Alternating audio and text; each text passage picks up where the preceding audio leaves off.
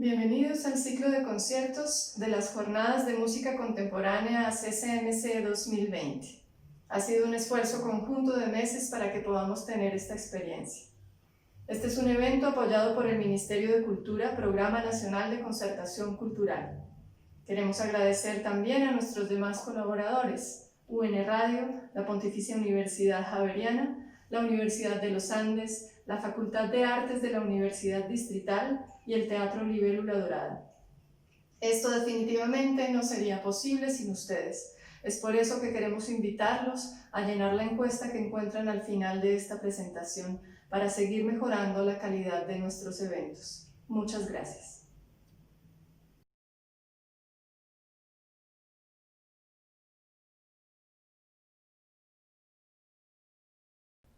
Hola, mi nombre es Daniel Áñez, pianista, y este año junto a Beatriz Elena Martínez y Giovanni Betancourt fuimos los profesores del taller de interpretación de la 10ª edición de las Jornadas de Música Contemporánea 2020, organizadas por el Círculo Colombiano de Música Contemporánea.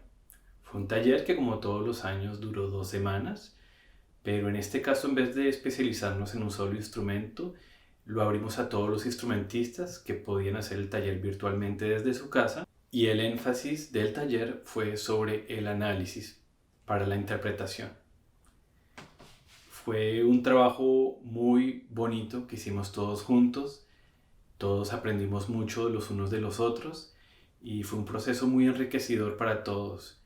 En la primera sesión, cuando le preguntamos a los estudiantes sobre análisis, la mayoría expresaba miedo, expresaba que no sabían cómo funcionaba, y para el final del taller teníamos estudiantes que tenían una gran visión de la partitura, que podían mirar y resumir la partitura en maneras cada vez más minuciosas y comprensivas, y que entendían su rol a través de las obras, que lograban enmarcarlas en sus procesos personales, en los procesos de la sociedad en la que vivían, en los procesos del momento que estamos viviendo, de muchas maneras diferentes. Así que fue muy interesante ver cómo todo el mundo en el taller pasó de ver la partitura como un set de órdenes a algo que podían absorber completamente para ellos y ellas mismas. Entonces fue súper enriquecedor. Ahora vienen las muestras de las 8 personas que hicieron un video de muestra, y en estos videos no quisimos que se quedaran simplemente en la interpretación, sino también en la explicación. Queríamos abrir un poco las puertas de la cocina del intérprete y a través del taller de análisis. Entonces ver qué es lo que veían, cómo lo analizaban, cómo tomaban decisiones a través de eso. En realidad es una oportunidad muy rara de poder entrar alrededor de cómo el intérprete trabaja en detalle y desde una visión tan profunda de las cosas, las obras que estamos viendo. Entonces, no siendo más, quiero agradecer al Círculo de Música Contemporánea por haber organizado estas fabulosas versiones, que gracias a su edición virtual tuvieron estudiantes de todos los lugares de Colombia e incluso asistentes de toda Latinoamérica. Así que quisiera que ustedes disfruten estas muestras finales y que sigan asistiendo a los otros eventos de estas jornadas 2020, que van a estar llenas de conferencias y de conciertos. Que disfruten la muestra. Un abrazo para todos y para todas.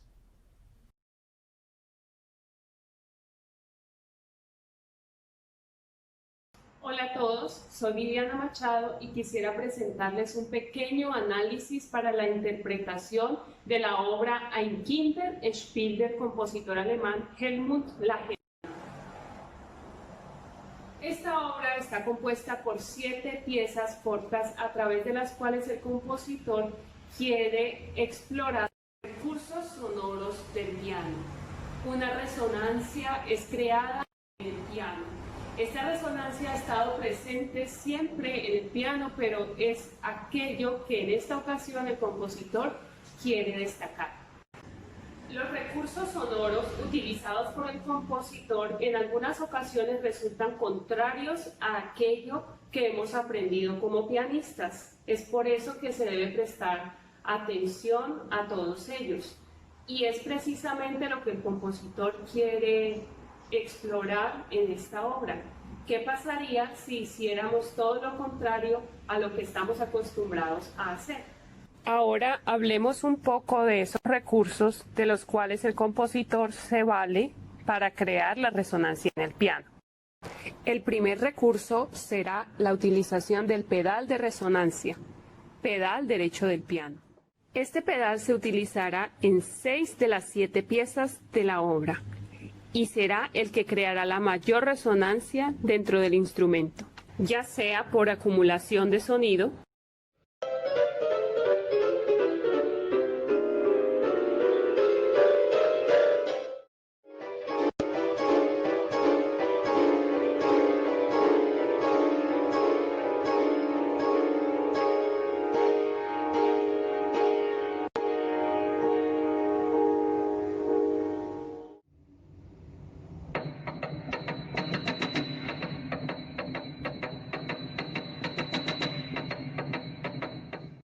Esta acumulación de sonido es una de las cosas que los pianistas solemos evitar, pero que evidentemente el compositor quiere destacar en su obra. Dentro de la obra también podemos encontrar el uso del pedal, usado de la manera contraria a la tradicional, lo cual es poner el pedal justo después de la nota que se ejecuta. Lo que pide el compositor es poner el pedal justo antes de la nota y quitarlo justo después para crear una sonoridad especial.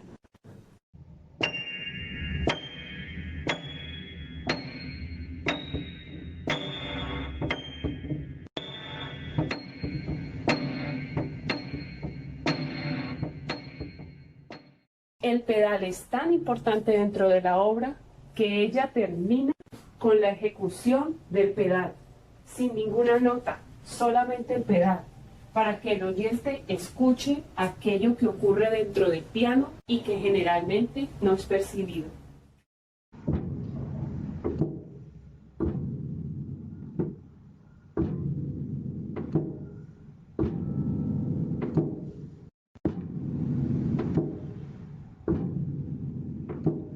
El segundo recurso utilizado por el compositor será un clúster cromático silencioso ubicado en la parte inferior del piano. Este clúster será usado en todas las piezas de la obra y creará una resonancia diferente a la del pedal, ya que su sonido no será acumulativo, sino de alguna manera más espacial.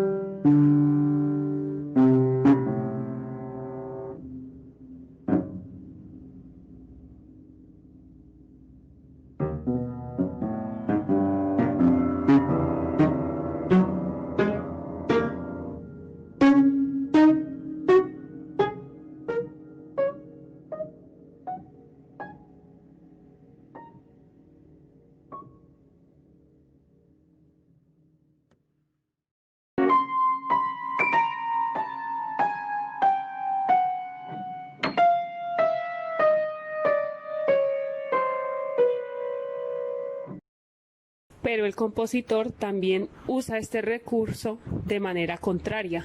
¿Cómo sonaría si quitáramos una a una las notas que tenemos hundidas?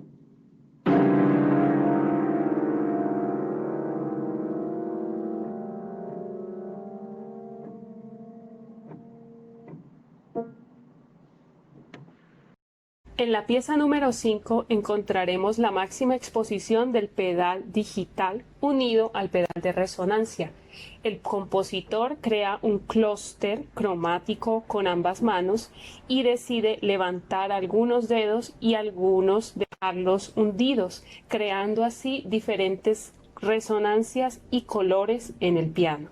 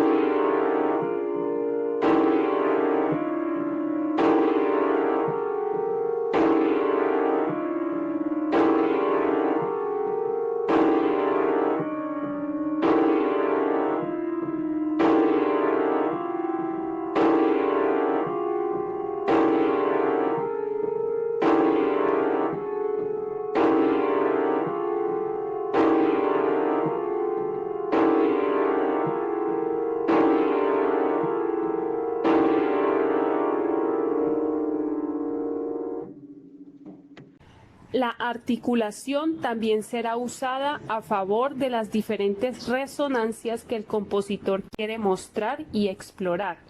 ¿Cómo pueden sonar los mismos pasajes con diferentes articulaciones?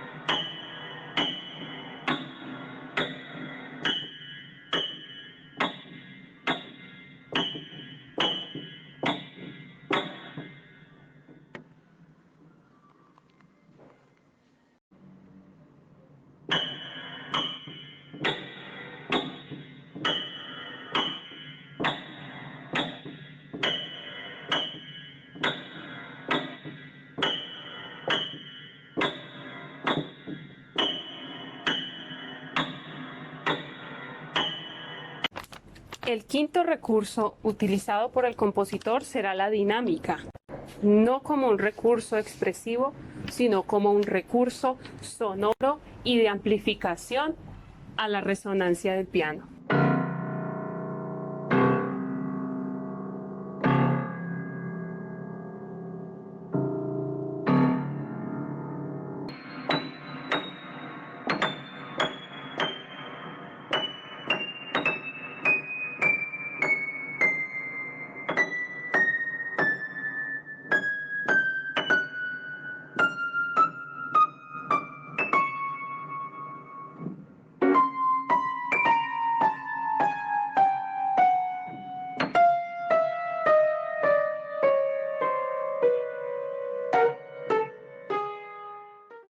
A través de mi análisis me pude dar cuenta que aunque habrá muchos pasajes que debo estudiar en dedos para ejecutar correctamente, no será lo principal a estudiar y a explorar en la obra.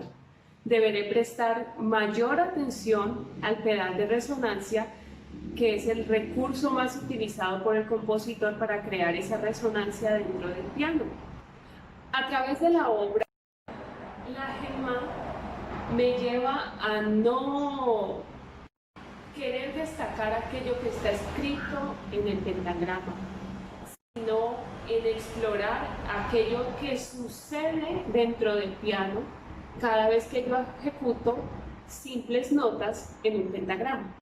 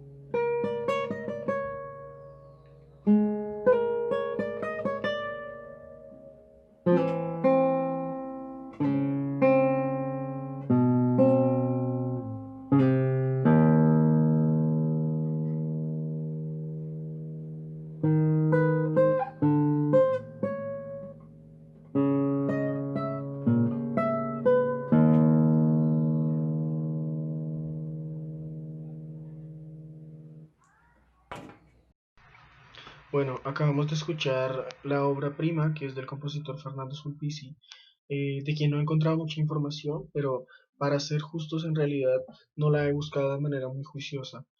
Lo que están viendo en pantalla es la primera indicación de la escordatura de la guitarra, y he de destacar que deja en afinación tradicional la quinta y la primera cuerda.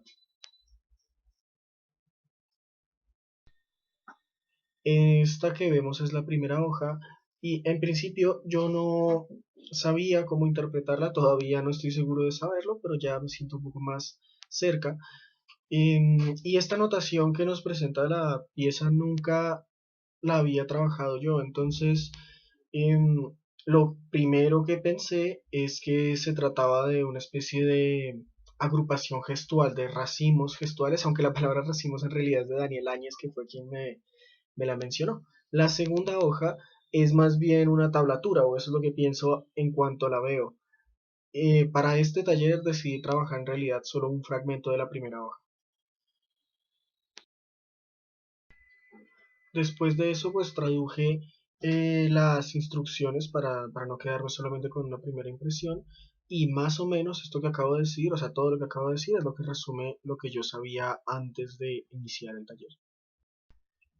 Entonces tuve mi primera asesoría, bueno, no recuerdo cómo se llaman, pero bueno, mi primera asesoría con esta obra y entonces el profesor, bueno, el instructor, o Daniel, mejor dicho, me hizo una pregunta guía que es, ¿por qué las notas se han elegido así? ¿Por qué las notas que están dentro de esos racimos fueron escogidas de esa manera? Y a partir de ahí empezar a desarrollar otras preguntas y otras hipótesis. Lo primero que se me ocurrió fue desempolvar la teoría de conjuntos y empezar a analizar los que me parecía que eran grupos independientes, ¿sí? Los llamados nuevamente racimos. Y esto no dio resultado en principio, todavía no estoy seguro de si va a dar resultados porque son análisis en proceso, que he descubierto que tienen varias, o sea, bastantes variantes. Lo que se ve en pantalla son algunos bueno, de las operaciones que hice para poder encontrar el orden normal y óptimo orden normal y todo esto, que como ya dije no me dieron resultados prácticos para comprender a la obra, pero sí me hicieron pensar en otra posibilidad, que era no pensar en alturas, sino pensar en clases nominales. Tal vez eran agrupaciones de clases nominales con otra lógica que no tuviera que ver con la teoría de conjuntos. Esto de pensar en otras posibilidades me hizo pensar en cosas que no tuvieron que ver con las notas. Es decir, no quiero abandonar lo de las clases nominales, pero quiero mirar otras posibilidades fuera de eso. Entonces decidí hacer un esquema del mástil que me sirviera de alguna manera como plano cartesiano para empezar a colocar puntos en los lugares en los que era necesario ejercer acción para poder ejecutar los racimos de notas y a partir de ahí unir líneas y empezar a ver figuras. Resulta que este análisis geométrico que yo estaba haciendo tiene en realidad muchas variantes, porque las figuras que pueden aparecer pueden depender de mi sensación al interpretar, o pueden depender de la acción que ocurra en el mástil o pueden depender de la acción que ocurra en el mástil, teniendo en cuenta tal elemento o tal otro elemento. Por ejemplo, aquí en la obra constantemente hay que hacer un movimiento hacia la boca. Si tengo en cuenta ese movimiento, las figuras geométricas cambian completamente. Entonces, este análisis específico lo hice sin tener en cuenta ese movimiento que tenía que hacer hacia la boca.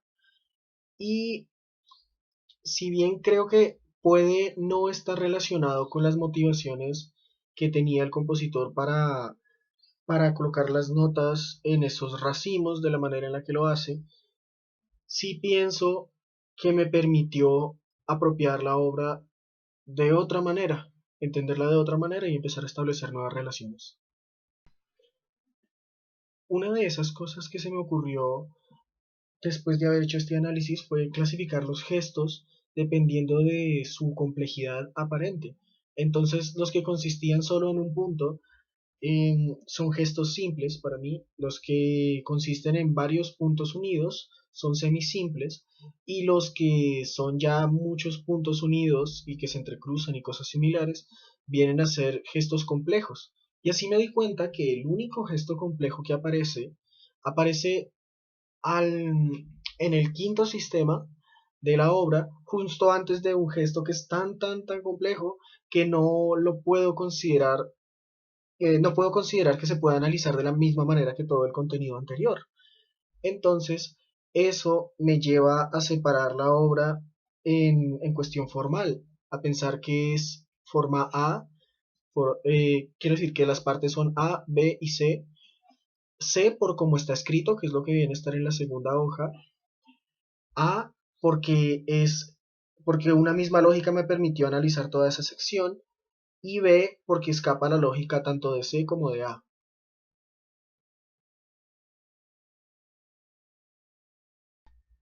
Durante el proceso fui recibiendo distintos consejos bueno, del instructor que se me asignó, em, que me parecieron muy importantes. Por ejemplo, esto de reconocer, o sea, a pesar de que yo lo había visto, siempre lo había ignorado, que, por ejemplo, las notas que decían breve, yo no las hacía breves, sino que las hacía como ad libitum. Y eso pues no me permitía darle unidad a cada agrupación de notas.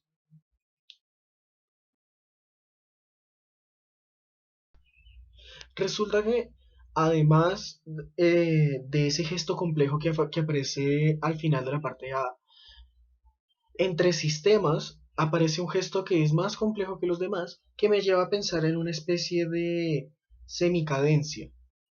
Entonces, a partir de esa semicadencia es que decidí hacer un plan dinámico, pero no quise tener en cuenta, no quise describirlo, digamos, de una manera tradicional con piano, forte o con números, como en la obra de Alcides Lanza, sino que preferí hacerlo desde las sensaciones de mi cuerpo, para poder apropiar esos matices desde las sensaciones, que es algo en lo que estoy trabajando últimamente y además constantemente.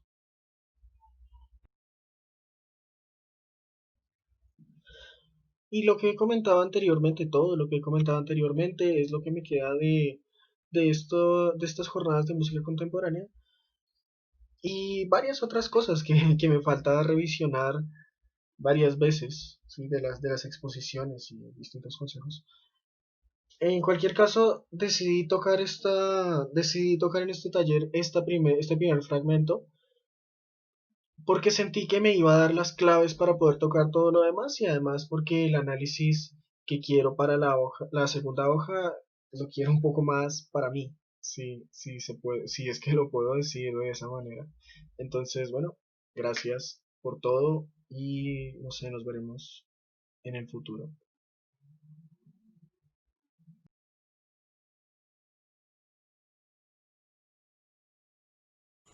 Hola, soy Paula Daniela Bogotá. En esta ocasión les voy a exponer un poco el proceso analítico y algunas reflexiones que surgieron en el taller de análisis para la interpretación.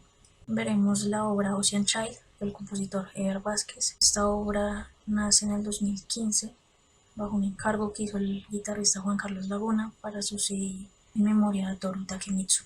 Dando un primer vistazo a la partitura, se puede observar un contenido rítmico y métrico muy marcado.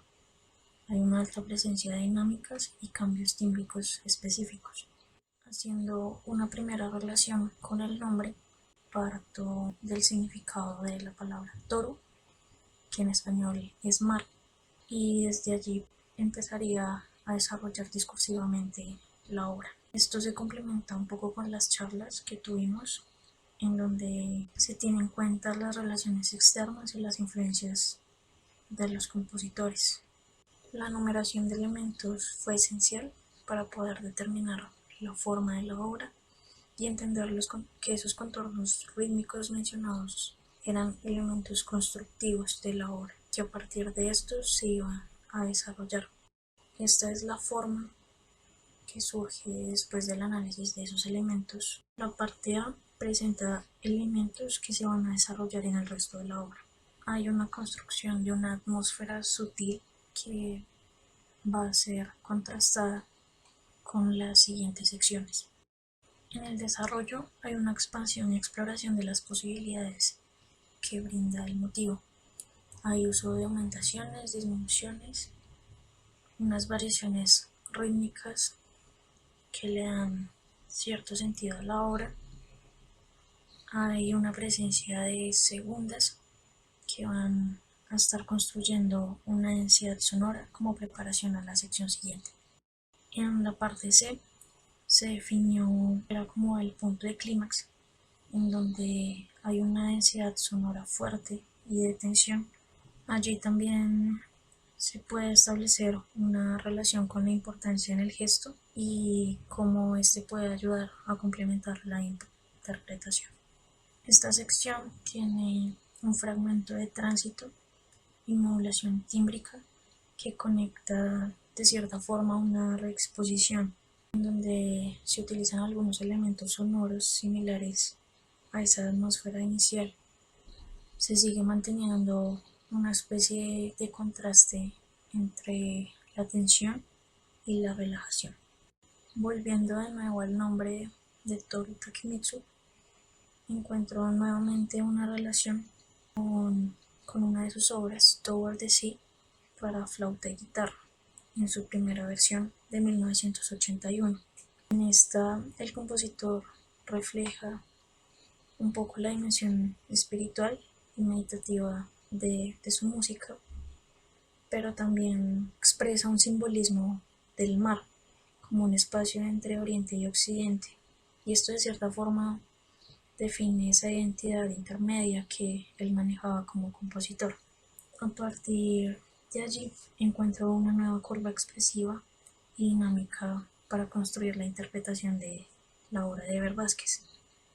Estas reflexiones estaban conducidas a las preguntas que siento que de manera grupal nos ayudaron a tener diferentes perspectivas frente a las obras que cada uno podemos estudiar en el taller. Algunas de estas preguntas eran: ¿qué tipo de topografía tiene la obra? ¿Qué mapa o dibujo puede surgir? ¿Qué historia se puede contar a través de ella? Y es allí como llegó a generar una especie de historia dentro de la obra inspirada en el mar y sus cualidades. Formalmente lo explicó en la transición y la transformación, cómo se puede cambiar rápidamente de un estado de tranquilidad que podría producir un oleaje, como se presenta en la parte A, y esa transformación hacia un estado turbio y tormentoso, que sería reflejado en la parte C, y asimismo en el tránsito nuevamente hacia la calma. No soy muy específica para no dejar cierta predisposición a la hora de escuchar la obra. Me gustaría terminar con una de las reflexiones que nos deja el taller, y es ese afán que desarrollamos los intérpretes de forma natural a la hora de querer tocar las obras. Quizás citando un poco a la maestra Beatriz, el análisis no se trata de aprender a formular preguntas, sino darse tiempo también para responderlas, y que el mismo proceso vaya hablando de todos los análisis y todas las construcciones y formas que encontramos para desarrollar las obras. Para terminar, Ocean Child del compositor Eber Vázquez.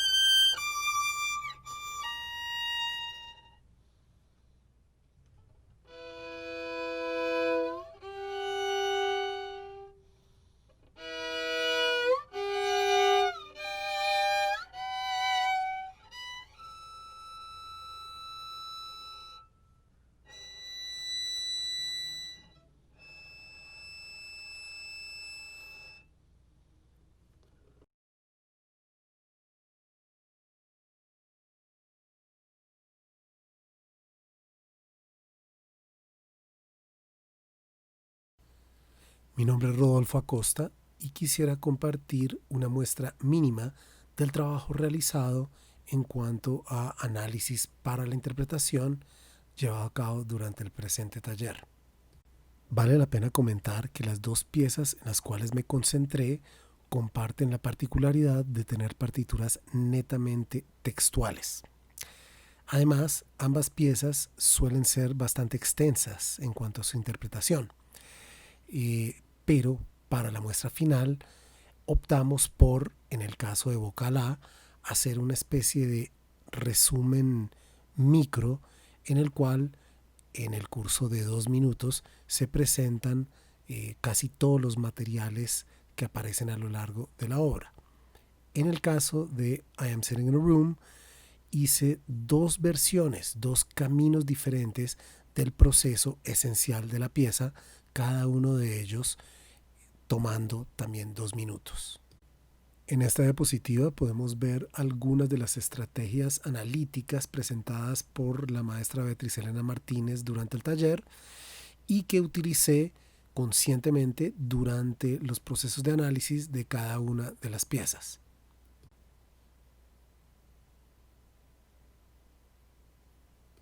De los muchos trabajos llevados a cabo en torno a vocal A, comentaré solamente aquel que tiene que ver con la exploración de diferentes representaciones de la partitura. A mano izquierda podemos ver un fragmento de la partitura original, mientras que a mano derecha lo que sería el movimiento final completo de la obra. Esta posibilidad de representar todo el material de un movimiento en una sola página hace parte de la construcción de la interpretación, dado que se basa en la toma de decisión de que será una versión para voz solista, mientras que la partitura original se enfrenta al reto de representar una pieza que puede ser hecha por una o dos voces simultáneamente. Sin embargo, lo más importante de este trabajo de estudio, traducción, representación, reescritura de la partitura, lo más importante fue en realidad cómo me permitió entrar en un contacto profundamente íntimo con todos los materiales que hay en la obra. Esto implica cuestiones que tienen que ver con el texto, con su disposición temporal, con todo tipo de acciones corporales que hacen parte del discurso y que en la imagen central vemos anotados a mano muchas de estas cuestiones que ya no son propiamente de la composición, sino netamente de la interpretación, anotados ya como fruto de la construcción a través del análisis.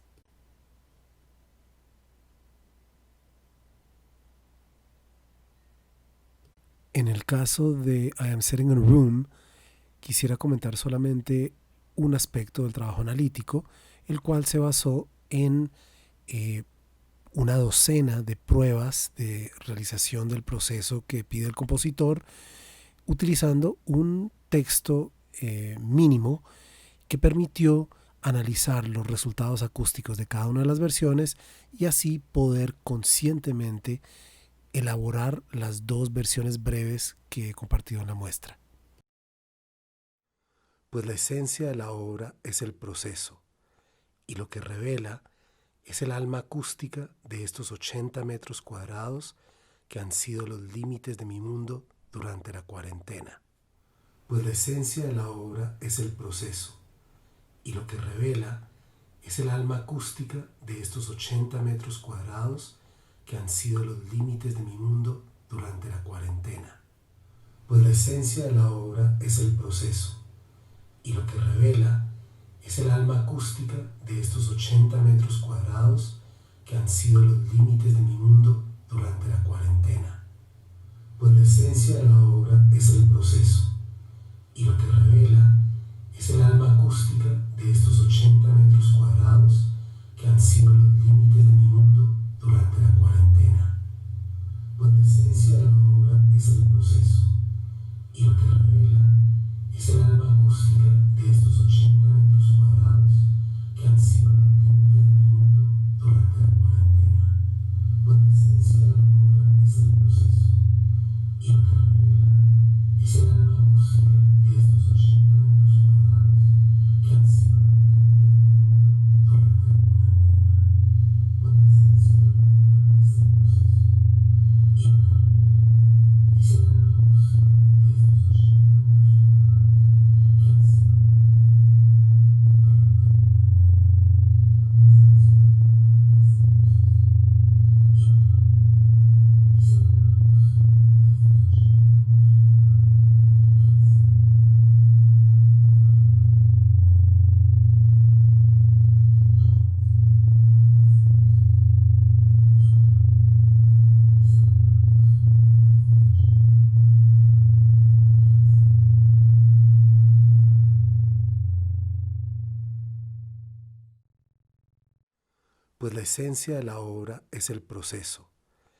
revela es el alma acústica de estos 80 metros cuadrados que han sido los límites de mi mundo durante la cuarentena. Pues la esencia de la obra es el proceso, y lo que revela es el alma acústica de estos 80 metros cuadrados que han sido los límites de mi mundo durante la cuarentena. Pues la esencia de la obra es el proceso, y lo que revela es el alma acústica de estos 80 metros cuadrados que han sido los límites de mi mundo durante la cuarentena. Pues la esencia de la obra es el proceso, y lo que revela es el alma acústica de estos 80 metros cuadrados que han sido los límites de mi mundo durante la cuarentena. Pues la esencia de la obra es el proceso, y lo que revela es el alma acústica de estos 80 metros cuadrados que han sido los límites de mi mundo durante la cuarentena. Pues la esencia de la obra es el proceso, y lo que revela es el alma acústica de estos 80 metros cuadrados que han sido los límites de mi mundo durante la cuarentena. Pues la esencia de la obra es el proceso, y lo que revela es el alma acústica de estos 80 metros cuadrados que han sido los límites de mi mundo durante la cuarentena. Pues la esencia de la obra es el proceso, y lo que revela es el alma acústica de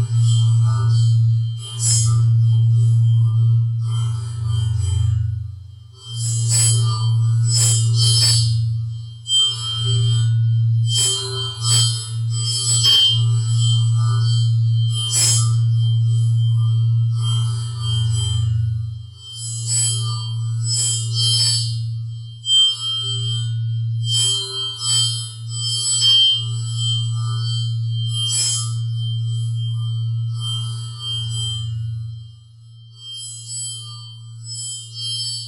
los límites de mi mundo durante la cuarentena. Pues la esencia de la obra es el proceso, y lo que revela es el alma acústica de estos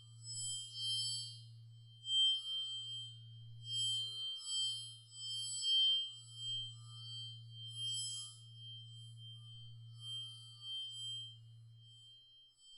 Pues la esencia de la obra es el proceso, y lo que revela es el alma acústica de estos 80 metros cuadrados que han sido los límites de mi mundo durante la cuarentena. Este es el sonido de mi voz. En este lugar, a esta temperatura y así como me encuentro. Quizás nervioso, quizás ansioso. Todo esto se dirige a mis cuerdas vocales, a mi respiración, a mi instinto de ser instrumento.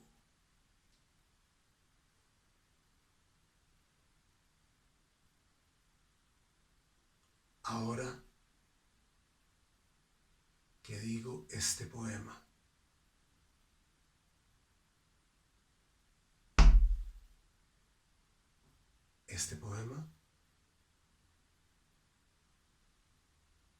por ahora sí, este poema, con esta voz, en este lugar, a esta temperatura, quizás menos nervioso, quizás menos ansioso.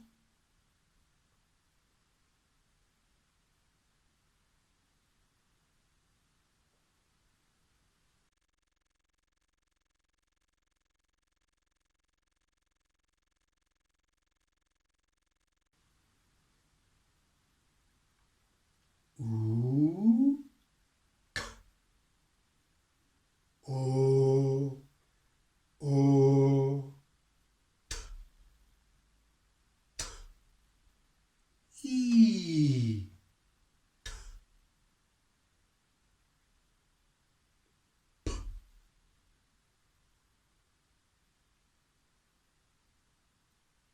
O, E. A.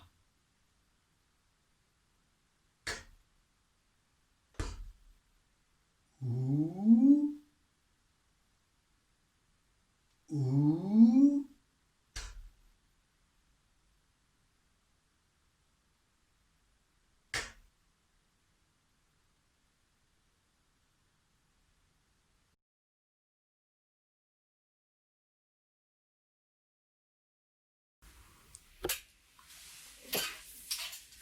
Hola a todos, amigos y colegas. La primera pregunta que se me vino a la cabeza fue si podía encontrar como algunos elementos, como algunos motivos por allí entre las diferentes, digamos, a lo largo de la pieza, o si podría basar mi división formal de acuerdo a los cambios de tempo, porque los hay, o si me podía basar como en los cambios de dinámica, etcétera. Entonces, bueno, entonces lo primero que vi fue los cambios de tempo, y me di cuenta que habían alrededor de 6 o 7 cambios de tempo. Entonces me di cuenta que, pues, haciendo como una primera división de la forma en cuatro partes, eh, la, esta división la hice más bien como al ojo y a lo que yo sentía cuando tocaba la pieza. Entonces, teniendo en cuenta los cambios de tempo, lo que vi fue que en la tercera parte era donde más habían cambios de tempo, y las otras partes eran más bien como más tranquilas, menos cambios de tempo. Y haciendo, digamos, un análisis de los cambios dinámicos, me di cuenta que no coincidía, que si bien habían algunos picos dinámicos en la tercera parte, también los había en la segunda y sobre todo en la cuarta. Entonces me di cuenta que tal vez ni por los cambios de tempo ni por los cambios dinámicos podría basar mi análisis de la forma. Entonces intenté como mirar los motivos. Encontré como tres motivos principales. Uno es el de la primera parte, que es el que yo llamo motivo de las lágrimas. Es este.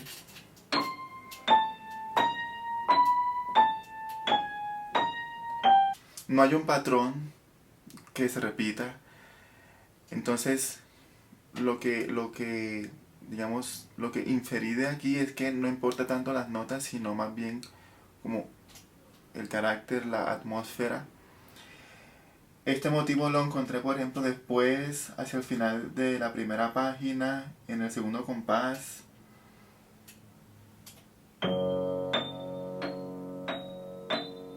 Y el compás siguiente, inspirado en ese último. Y el siguiente, a su vez, inspirado en este último.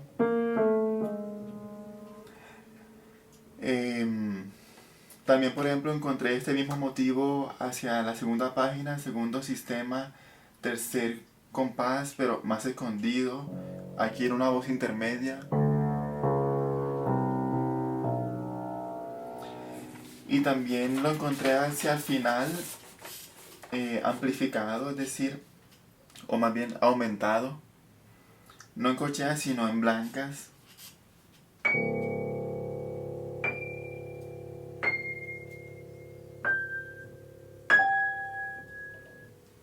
Bueno, ese es un motivo. Otro motivo súper importante es el del clúster. Al final de la primera parte, en la primera página, en el tercer sistema, segundo compás, encontramos este motivo de clúster, que lo encontramos muchas veces. Entonces está, por ejemplo, en la segunda página, segundo sistema, segundo compás. En el siguiente compás, hacia el final de la segunda página, en el tercer compás.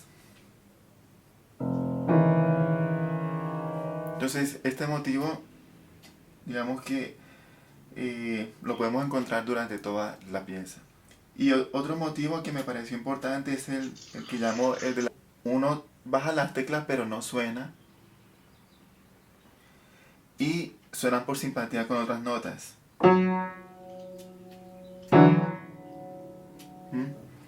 O por ejemplo, cuando son corcheas pero muy piano, como en el tercer sistema de la segunda página, que tenemos...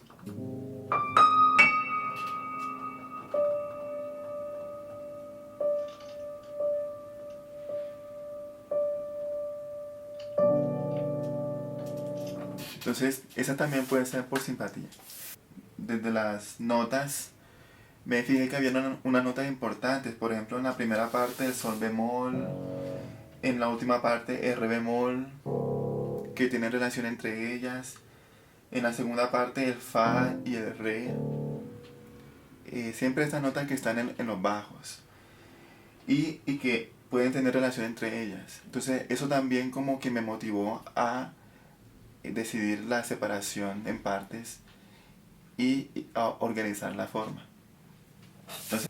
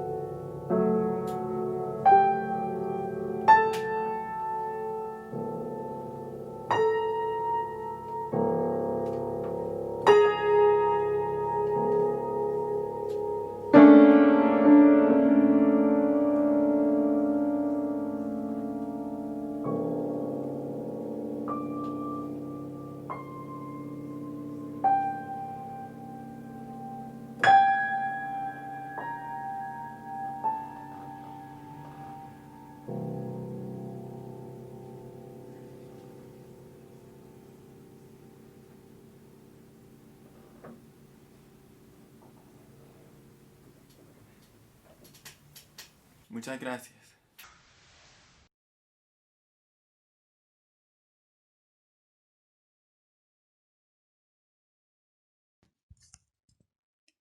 ¿Qué hay detrás de la montaña? El nervioso está angustiado. El angustiado tiene miedo. ¿Pero miedo de qué? ¿Y si detrás de la montaña está la guerra? ¿O si hay pobreza? ¿O qué tal si solo hay naturaleza? ¿Ella podría hacerme daño? Porque si no, entonces el mayor miedo de estar detrás de la montaña sería el de encontrarme a mí misma, con mis miedos, mis angustias, mis dudas e inseguridades. El mayor reto sería ser mi propia guía, tomar las riendas y aventurarme, dejándome guiar de mi instinto y por fin haber resuelto aquellas preguntas sobre qué es lo que en realidad deseo hacer, lo que en realidad amo y lo que en realidad odio. Detrás de la montaña puedo improvisar, explorar, tomar mis decisiones y así como el compositor me indica, lo más importante de esta pieza reveladora es tocar con el corazón.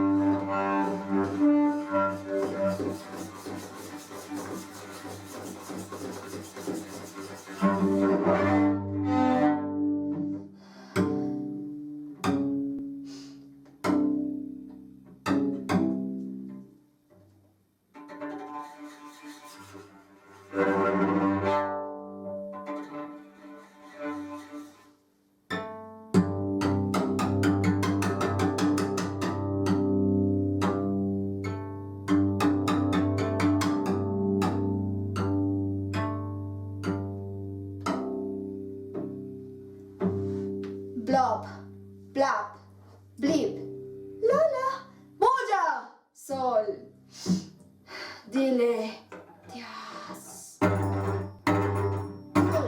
Dogs, boy, bitch, spol, bello, vallo, válido, aloud, iluso, costales. ¿Cómo traducir el lenguaje del piano a un instrumento tan diferente como el cello? Collage mezcla no solo distintas técnicas y maneras de escribir, sino que crea en mí un revuelto de emociones. Emociones que yo no sabía cómo organizar, por cuál comenzar, por cuál terminar. Sentir que perdía el control, que no entendía su idioma, hizo que la odiara en un principio. Pero como la terquedad es mi virtud, lo que odio es lo que más me atrae. Aquello que me genera un reto, una dificultad. Los colores. Ellos fueron quienes me ayudaron a darle forma a eso que para mí eran retazos. Me guiaron visualmente a encontrar no el orden de aquella partitura, sino los elementos que para mí tenían relevancia. No porque el resto no fuera importante, sino porque en esos 15 segundos yo decidí qué quería escuchar. La primera parte es un juego rítmico que comienza con 2 grupos de quintillos, como las sílabas del coronavirus, muy apropiado para este momento. Ese ostinato del inicio seguramente es su firma, un lugar donde la mayoría de intérpretes vamos a coincidir, pero que al seguir recorriendo la parte, seguramente cada uno tome distintos caminos.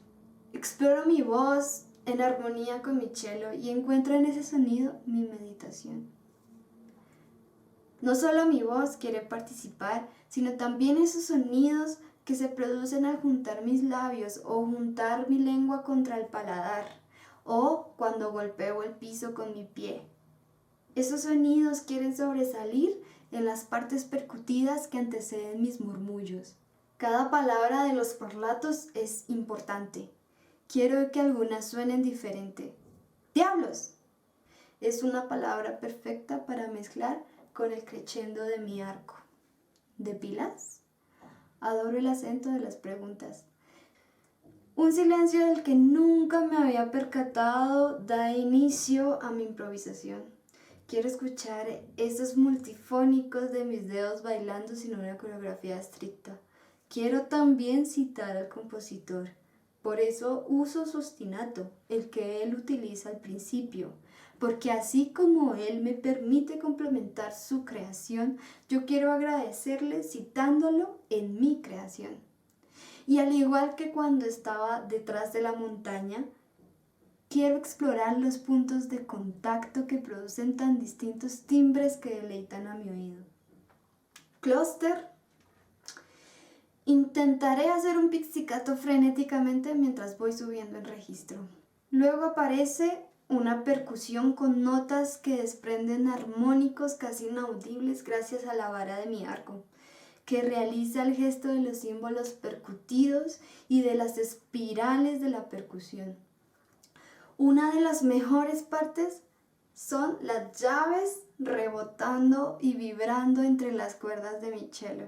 Eso suena genial, aunque a mi gato le estremece. Para terminar con esta gran aventura, doy gracias a Alcides y solo tengo una cosa más que decir. ¡Costales!